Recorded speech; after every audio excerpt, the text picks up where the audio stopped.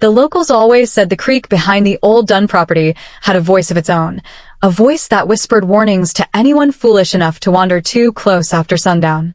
Most visitors dismissed it as mountain folklore, as harmless as ghost stories told around a summer fire. But for Emily Hart, a 28-year-old wildlife photographer searching for untouched wilderness to document, the Creekside Woods became something far more than folklore, something alive, something aware, something waiting. It began on a chilly October morning when Emily packed her truck and set off toward the Appalachian backwoods of West Virginia.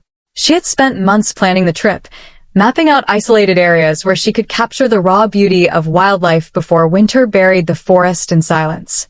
She loved the solitude of nature, the quiet breathing of the earth, and the gentle rhythm of running water. But as she entered the narrow gravel road leading to Dunn Creek, something about the stillness felt wrong. Even the trees seemed to lean inward, as if listening. She stopped at a gas station 30 miles out to grab supplies, and that's when she first heard the warning. The old cashier, a man with a weather-worn face and pale blue eyes, watched her set a map and travel snacks on the counter. "You're headed up toward Dunn Creek?" he asked. Emily smiled politely.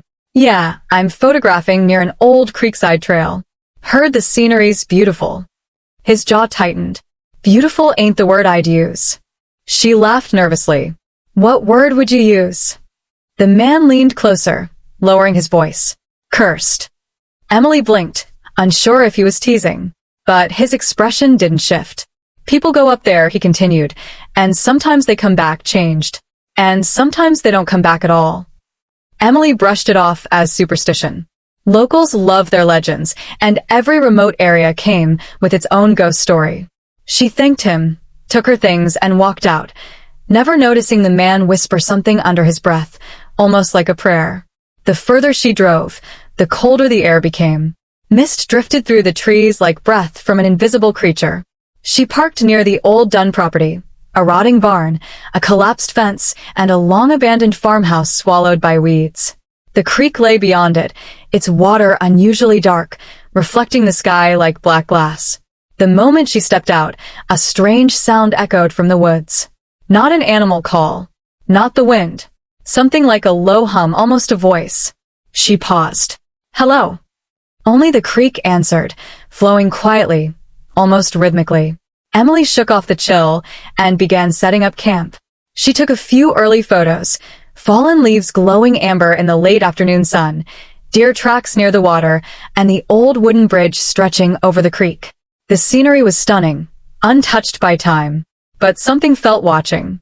The hairs on her arms stood up whenever she turned her back to the water. As dusk approached, the forest dimmed unnaturally quickly. Emily zipped herself inside her tent and began reviewing the photos on her camera. That's when she noticed something in the corner of a shot she took near the bridge, a faint pale shape standing in the trees, tall and thin, almost human but distorted. She frowned. Probably a trick of the light. A branch? Mist? She enlarged the image. The shape moved. Not in the picture, in the woods behind her tent. A soft whisper threaded through the air, so faint she almost missed it. "Leave." Emily froze. The voice was not angry. It sounded frightened, pleading. She unzipped the tent slowly and peered out. Nothing. Only darkness and the steady gurgle of the creek. She sat for a long moment listening. Silence. Finally she crawled back in, convincing herself fatigue was playing tricks on her. But the whisper returned again around midnight. Clearer. Closer. "Leave while you can." Emily jolted upright, heart hammering. She grabbed her flashlight and shined it toward the creek. At first she saw only fog. Then just beyond the tree line, she noticed footprints in the mud, large, barefoot, fresh. Something had been standing there, watching. The rest of the night was restless. The forest made no normal sounds, no insects, no owl calls, no rustling. Only water, whispering. By morning, she had convinced herself she was overreacting. She resumed hiking along the Creekside Trail, photographing everything she could. But every so often she felt a pressure behind her, as if something walked just out of sight. She would spin around, only to find empty woods. At noon she reached an area where the creek widened into a shallow pool. The surface was unnaturally smooth. Emily crouched to take a photo when she heard it again, the whisper. But this time the voice wasn't warning her. It was mimicking her. Emily. Her name, drifting across the water like a reflection of her own voice. She staggered back. Who's there? The pool rippled.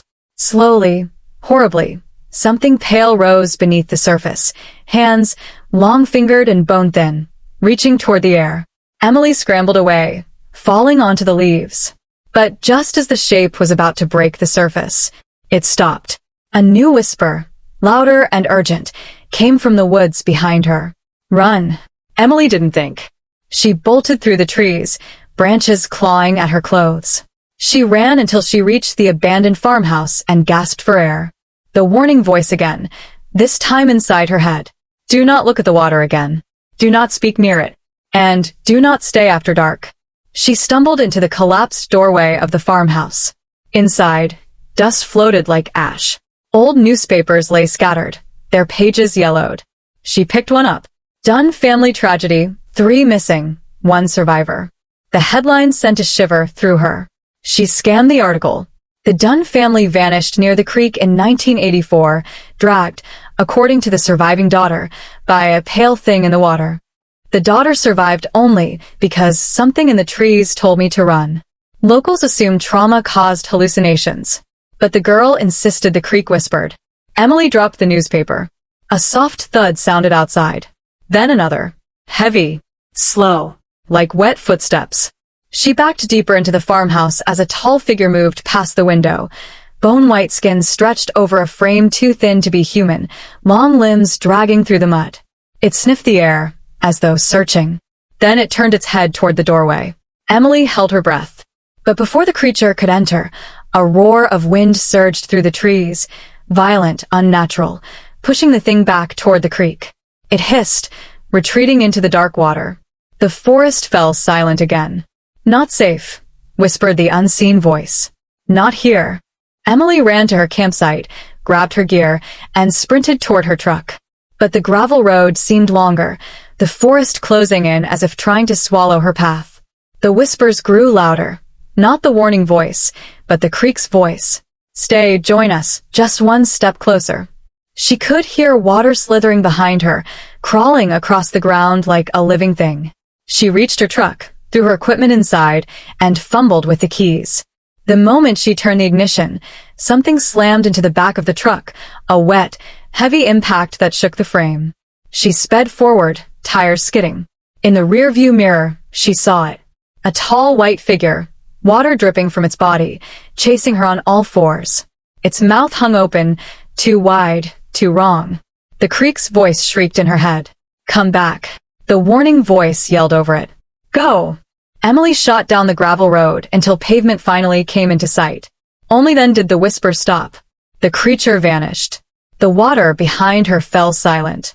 She didn't slow down until she reached the gas station. The same old cashier stepped outside when he saw her shaking violently behind the wheel. You heard it, didn't you? He asked quietly. The creek warned you. Emily stared at him, unable to speak. He nodded grimly. Some folks hear the creature. Some hear the creek. But only a few hear the voice that tries to save them. What is it? She finally whispered. A soul trapped there, the man replied. Been warning people since the day the Dunn family disappeared. Emily felt tears fill her eyes. Why me? Because you listened. She never went back to Dunn Creek. She never hiked alone again. But sometimes, at night, when everything is still, she hears a faint whisper outside her window. Keep away from the water.